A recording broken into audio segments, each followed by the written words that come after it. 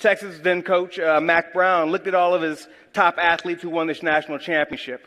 And this is the biggest moment of their life for these young men. And he said, hey, man, this is an amazing accomplishment. We've done some great work together. But don't let this be the best thing that ever happened to you. Think about that. They just won the national championship, the biggest thing you could ever win. And here this man is standing in front of them, their coach saying, don't let this be the best thing that ever happened to you. But the way I look at engagement is this right here. Imagine you are driving a vehicle. You have one hand here and you have one hand on the other side.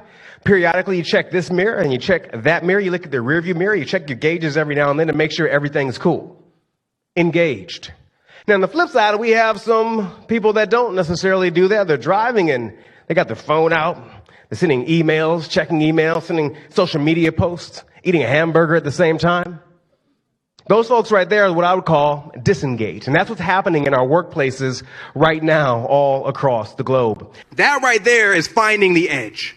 Think about the last week of your life and ask yourself, did you get any butterflies? Did you get an increased heart rate? Did your throat get a little bit constricted? Did your hands start shaking a little bit? Because to be an exceptional communicator, you're going to have to do exceptional things. You're going to find yourself in situations that are uncomfortable. That's what finding the edge is all about. Right now, just think about the 5 people that you spend the most time with in your life, say outside of your work, and ask yourself this simple yet extremely complex question. Do they make me better?